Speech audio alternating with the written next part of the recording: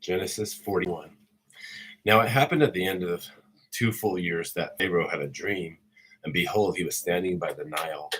And lo, from the Nile there came up 7 cows, sleek and fat, and they grazed in the marsh grass. Then behold, 7 other cows came up after them from the Nile, ugly and gaunt, and they stood by the other cows on the bank of the Nile. And the ugly and gaunt cows ate up the 7 sleek and fat cows. Then Pharaoh awoke, and he fell asleep and dreamed a second dream, and behold, 7 ears of grain came up on a single stalk, plump and good. Then behold, 7 ears thin and scorched by the east wind sprouted up after them. And the thin ears swallowed up the 7 plump and full ears. And Pharaoh awoke, and behold, it was a dream. Now it came about in the morning that his spirit was troubled, so he sent and called for all the magicians of Egypt and all its wise men. And Pharaoh told them his dreams, but there was no one who could interpret them to Pharaoh. Then the chief cupbearer spoke to Pharaoh, saying, I would make mention today of my own offenses. Pharaoh was furious with his servants, and he put me in confinement in the house of the captain of the bodyguard, both me and the chief baker. And we had a dream on the same night, and he and I, each of us dreamed according to the interpretation of his own dream. Now a Hebrew youth was with us there, a servant of the captain of the bodyguard, and he was related to them, and he interpreted our dreams for us. To each one he interpreted according to his own dream. And it came about that, just as he interpreted for us, so it happened. He restored me in my office, but he hanged him. Then Pharaoh sent and called for Joseph, and they hurriedly brought him out of the dungeon. And then, when he had shaved himself and changed his clothes, he came to Pharaoh. And Pharaoh said to Joseph, I have had a dream, but no one can interpret it. And I have heard it said about you that when you hear a dream, you can interpret it. Joseph then answered Pharaoh, saying, It is not in me. God will give Pharaoh a favorable answer. So Pharaoh spoke to Joseph. In my dream, behold, I was standing on the bank of the Nile, and behold, 7 cows, fat and sleek, came up out of the Nile, and they grazed in the marsh grass. And lo, 7 other cows came up after them, poor and very ugly and gaunt, such as I had never seen for ugliness in all the land of Egypt. And the lean and ugly cows ate up the first 7 fat cows. Yet when they had devoured them, it could not be detected that they had devoured them, for they were just as ugly as before. And then I awoke. I saw also in my dream, and behold, 7 ears full and good came up on a single stalk. And lo, 7 ears withered, thin, and scorched by the east wind sprouted up after them.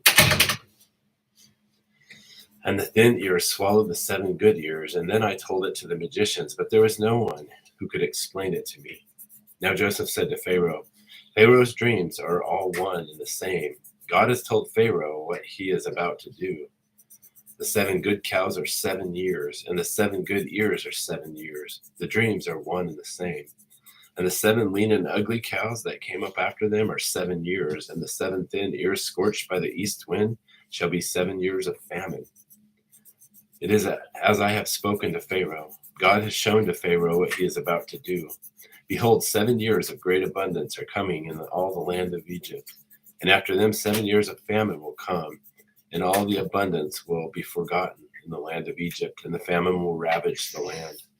So the abundance will be unknown in the land because of that subsequent famine, for it will be very severe. Now, as for the repeating of the dream to Pharaoh twice, it means that the matter is determined by God, and God will quickly bring it about. And now let Pharaoh look for a man discerning and wise, and set him over the land of Egypt. Let Pharaoh take action to appoint overseers in charge of the land, and let him exact a fifth of the produce of the land of Egypt in the 7 years of abundance.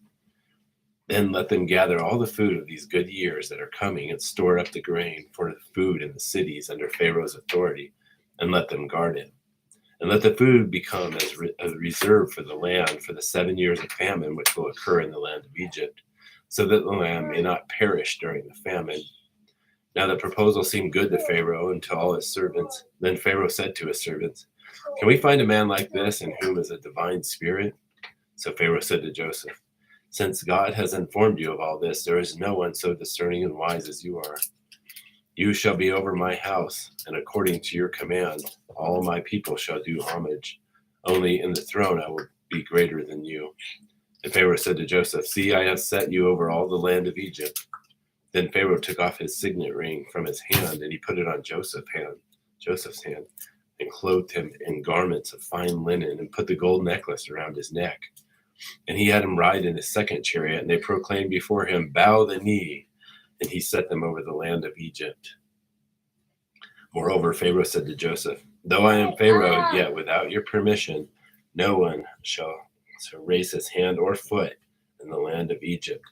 Then Pharaoh named Joseph Zephaneah Paneah and gave him just wait. And he gave him Asenath, the daughter of Potiphera, priest over On, as his wife. And Joseph went forth over the land of Egypt. Now Joseph was 30 years old when he stood before Pharaoh, king of Egypt. And Joseph went out from the presence of Pharaoh, and went through all the land of Egypt. And during the 7 years of plenty, the land brought forth abundantly. So he gathered all the food of the 7 years which occurred in the land of Egypt, and placed the food in the cities. He placed in every city the food from its own surrounding fields. Thus Joseph stored up grain in great abundance, like the sand of the sea, until he stopped measuring it, for it was beyond measure. Now before the year of famine came, 2 sons were born to Joseph, whom Asenath, the daughter of Potiphera, priest of On, bore to him. And Joseph named the firstborn Manasseh, for he said, "God has made me forget all my trouble and all my father's household." And he named the second Ephraim, for he said, "God has made me fruitful in the land of my affliction." When the 7 years of plenty which had been in the land of Egypt came to an end, and the 7 years of famine began to come, just as Joseph had said, then there was famine in all the lands, but in all the land of Egypt there was bread.